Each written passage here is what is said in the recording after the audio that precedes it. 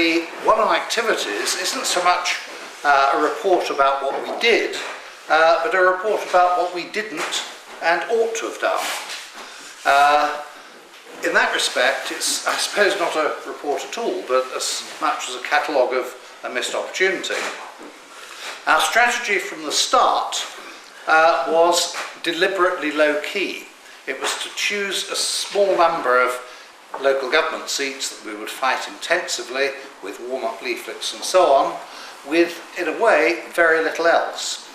Now, that was very good as long as we'd kept to it. We did in some areas, Julian Leppard particularly, to a lesser extent, Kevin Meeson's seat, we put a warm-out leaflet up and so on. In some areas, it didn't take place.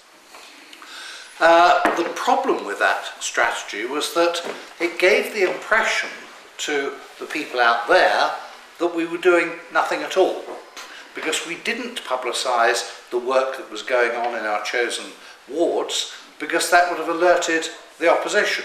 So we beavered away quietly doing that, but didn't say anything else. And that was really the danger.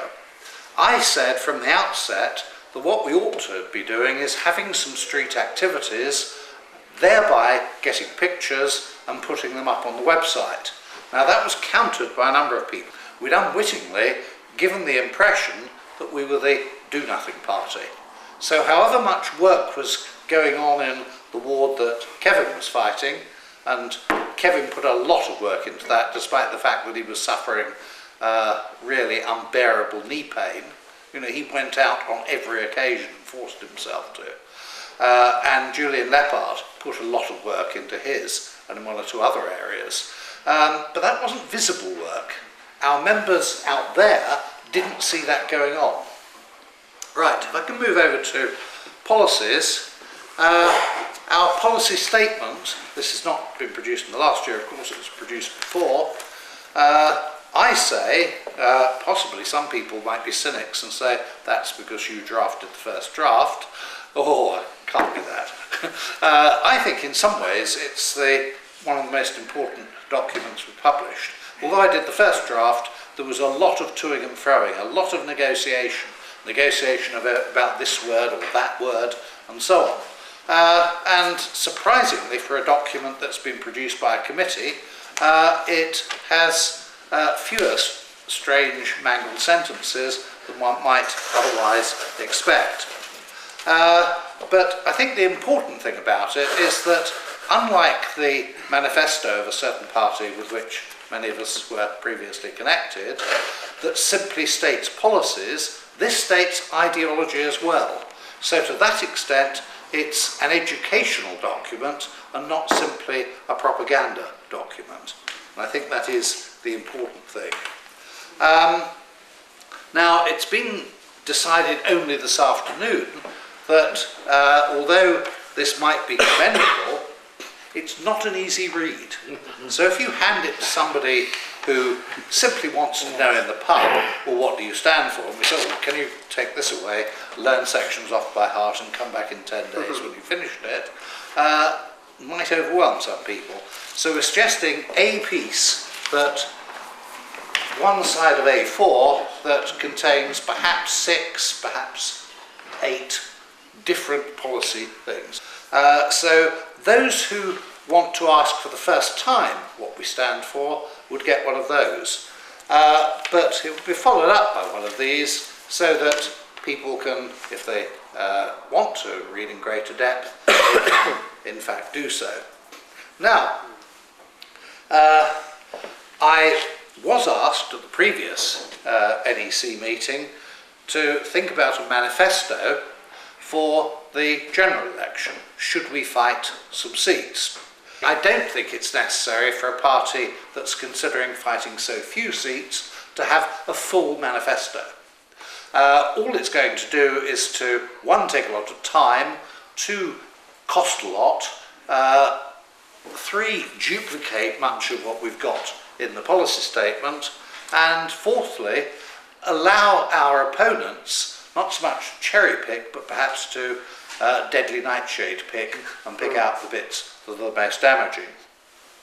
Rather than do that, what I've suggested is we have a document with 6 electoral proposals.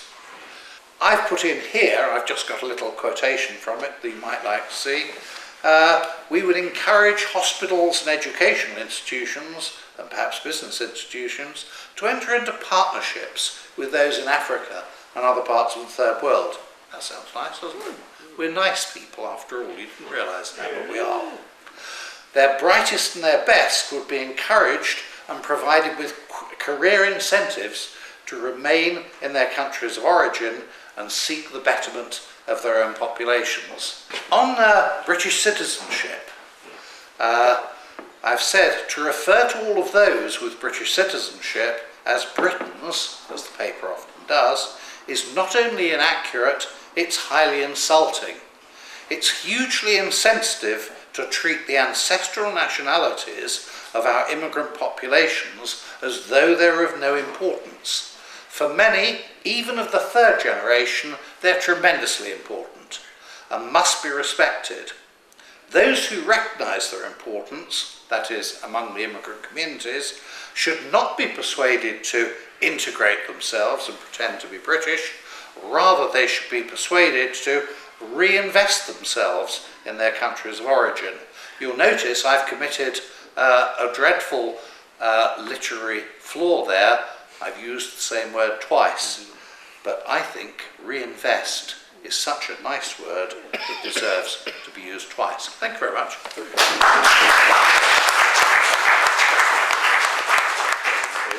And like everybody else in this room, I'm probably extremely suspicious that UKIP is nothing more than an establishment safety valve to fill that gap. However, I still believe that it's doing a valuable job because it's legitimising our agenda. Now, people have said, okay, it's filling a space, it's soaking up votes that would otherwise go to us. It's certainly true that Farage has boasted about how successful he's been in winning over BNP voters. An example, Keighley West. Back in 2006. Between 2006 and this year, it went back to its Labour fold, though I imagine with a certain amount of disgruntlement. What's happened is, I think, that quite simply people are still smouldering with the way they've been treated by Labour. They've found an outlet in the form of this UKIP candidate. But if he fails them, or if he's stabbed in the back by Mr Farage, I think they will come to us. Anyway, there's a series of points I just wanted to make. The most important one, I think, is that the gentleman over there said about UKIP, it has legitimised an agenda which was regarded as extremist 10 years ago. And we stood back in the early 2000s opposing Europe and opposing immigration were the wilder fringes of the extreme right. They are now mainstream politics. Every party is having to adapt to that. They're not doing it because they want to do it. They do it because they detect that the popular mood has changed and that they have to do it. So the establishment is, you can hear the pit props creaking, basically. Whether or not UKIP is purposely designed to mislead people, it can only do that for so long. And the closer it gets to power and to having to make decisions, look what's happened to the Lib Dems. The moment they actually got real power in their hands instead of being professional virgins, the moment they got real power and people realised they were just another party, their supporters collapsed. So what's happened is our agenda has been legitimised, but we haven't. The other thing is, like a number of people here, I'm worried about the fact that he's only opposing European immigration. Simply saying what UKIP are doing, but more to the, in inverted commas, to the right, I don't think is the way forward. I prefer what Andrew was saying, which is let's rephrase the question in a way which outflanks criticism. Like Andrew, I'm much more worried about the fact that the heat has been taken off non-EU immigration. Why are we still having any non-EU immigration at all? After all, if we've got 18 million or whatever it is, 27 million, the figure changes daily, unemployed Europeans, and the purpose of the EU is to look after Europeans, Surely we should be encouraging Brussels to pass a law saying there will be no more immigration from the third world until the last European person on the dole is employed. If it doesn't do that, what's it for? And that's why I think there are certain advantages in us not saying, simply parrot fashion, the UKIP thing, let's leave the EU in a cloud of dust.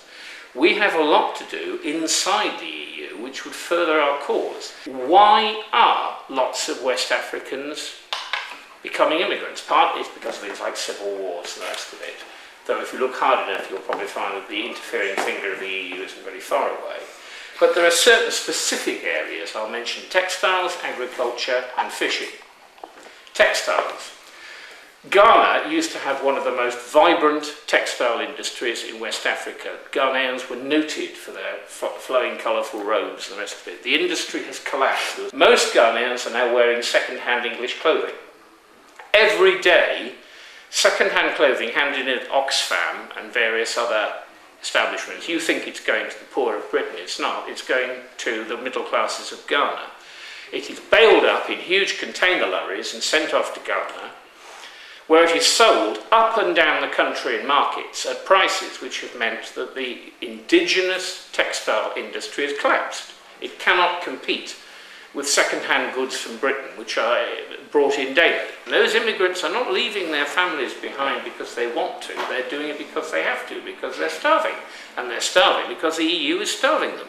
The same is true of fishing. For some reason which I cannot understand, the EU gave the Spanish fishing industry the rights to fish up and down the West African coast. Quite what business it is of the EU's, what fishes off the West African coast and how they managed to acquire these powers, I do not know. But the Spanish fishing industry is now hoovering its way around West Africa, Mauritania, Senegal, the rest of it, sucking up every fish and shellfish in sight, leaving a desert behind it. There is nothing for the indigenous fishermen to fish. So of course they're beating on the doors of the EU, desperate to find money to feed their families because the EU has destroyed their income yet again. So that's textiles, that's agriculture, that's farming. No wonder a lot of the third world is trying to get into Europe. So rather than saying stop immigration, why don't we say stop, what was that chap Blair saying? Stop the causes of immigration. But to do that it's going to be a little bit more complicated than simply saying let's leave the EU in a cloud of dust. Leave it behind it and all its problems. It won't work like that because we'll still have the problems, but we won't have any opportunity to change them. That still needs people like Andrew, if you like, going to Brussels and standing up and saying things. But what annoys a lot of people is that 80% of the legislation that goes through the House of Commons is produced in Brussels and we simply rubber stamp it. That's not what they think Parliament's for. What we want to do is something positive, which is to regain control of our destiny. We don't mind doing bilateral deals with people, but that assumes that we're in a position of sovereignty in the first place so that we can do a deal. Which brings me to recapturing the word internationalist. Now, internationalist is nowadays used to mean the opposite of those nasty little Englander xenophobes in the BNP, BDP. Internationalist. Well, that's not what it suggests to me. It suggests actually one nationalist talking to another. Internationalist. What those people are is anti-nationalists and super-nationalists who want to abolish all nation states and subsume them under a federal Europe in which England will just be a historical memory. That is not an internationalist, because an internationalist is somebody who maintains a dialogue with other people who are probably just as patriotic, just as nationalist as he or she is, on the basis of some sort of fairness and equality, rather than going to war. What's happening now is that you're defining people from the state they happen to live in. In other words, you come and arrive in Britain, you're a Briton. You're being ascribed a retrospective ethnicity from the state whose passport you happen to hold, the little slip of paper you signed, the oath you may have made in Bradford Town Hall for 5 minutes. We have to fight economism. We are constantly told that we need new arrivals to make the economy work. But that's getting things in the wrong order. The economy serves the society, not the society, the economy. We are not all wage slaves working to support something called the British economy as the goal of our lives. We do not get up in the morning and think, I must do my bit to support the British economy.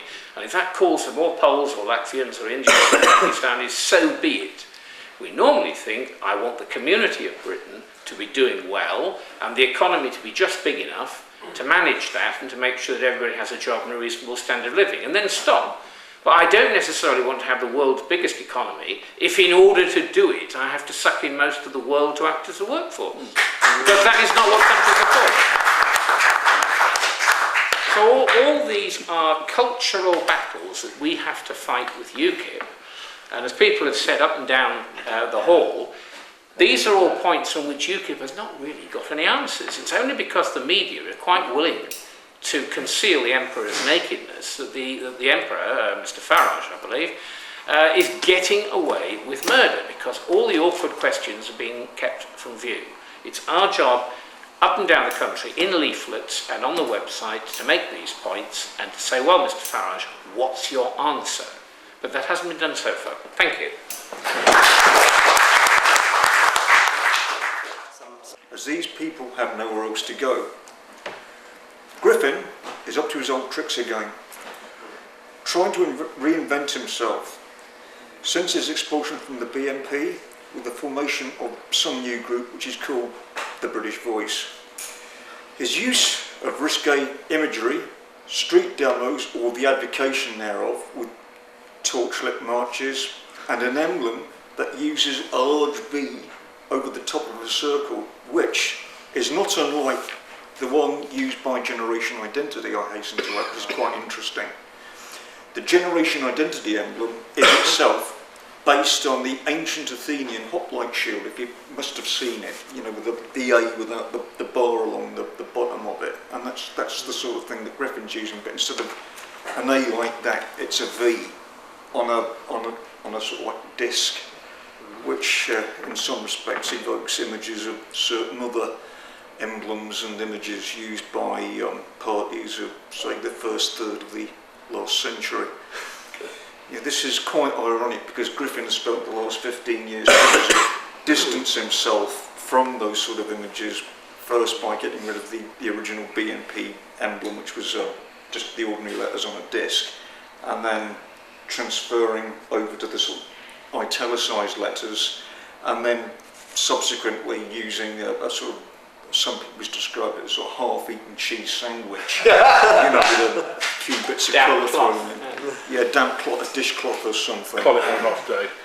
Yeah, as you can see, Griffin's jumping from one place to the next. You know, his, much of his influence, of course, is, I think his only field of influence now is the northwest of England, and he doesn't really have any tested and seasoned nationalists going back decades, or 15, 20, 30 years. I mean, he's got the people he's got at the moment, the sort of fairly new people. There's one or two youngsters who are a little bit naive, but that's something else. This leaves the BDP as the only credible election fighting vehicle to the right of UKIP. As independently minded individuals, I think we need to network. This is absolutely essential. We need to work with everybody in whatever circumstances that might emerge, even helping out as individuals on some of the more, how should we say, outreach type activities, on the proviso that this is undertaken on an individual discretionary basis and not as representatives of the BDP per se. This can help attract younger people who are more enthusiastic and energetic. Obviously, this precludes working and networking with some of the more criminal elements that exist within the wider movement. I strongly recommend the formation of a BDP youth section. This is important. This would assist the process of cross-fertilisation caused by intergroup overlap. Also, the organisation of non-party political discussion and seminar forums. This would assist the dissemination of ideas and facilitate social networking opportunities with other individuals. I mean, Jez is involved with London Forum meetings. These originated from London New Right. These have been going on for nearly a decade now. At the beginning of this month, we witnessed the first Yorkshire Forum meeting, which attracted about 30 attendees. Another group too worth watching is the Traditional Britain group. TBG meetings attract people on the borders of the establishment. TBG would have no time for someone like Nick Griffin or someone like Paul Golding. This group has aroused the ire of hope not hate who have written of the threat posed by its borderline established connections. To conclude, in order for the BDP to grow, we have to be an open-minded, broad church, welcoming all but the obviously self-serving and asocial. It's too easy to be standoffish, judgmental. We just need to look for new alternatives, hence the growth of new UKIP. Let's show the British public we are the real thing, and we're not like UKIP, we mean business. That's it.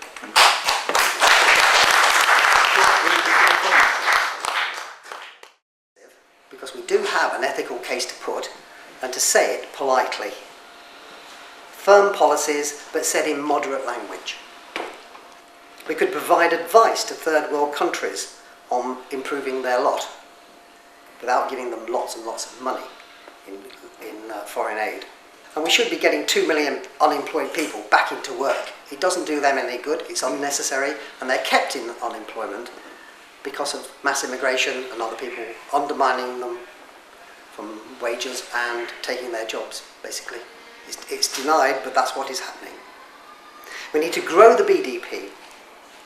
More elections, get more members, and put more leaflets out that will have contact coupons on them that people can get in touch with us. No leaflet should ever be without the ability of someone to sign on it, send it off to us, and get involved. We need to make a proper effort to get more members. We need to be positive, to offer real hope for a better future to people who are really quite struggling at the moment. Pensioners particularly, young people who can't get jobs. Time is still on our side at the moment, but it won't stay that way forever. Our job is to appeal to our own people before it's too late. So the sooner the better. That's it.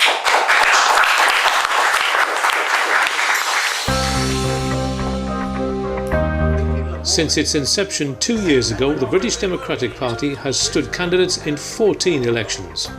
If you'd like to know more about the Brit Downs, go to www.britishdemocraticparty.org and click on the contact option.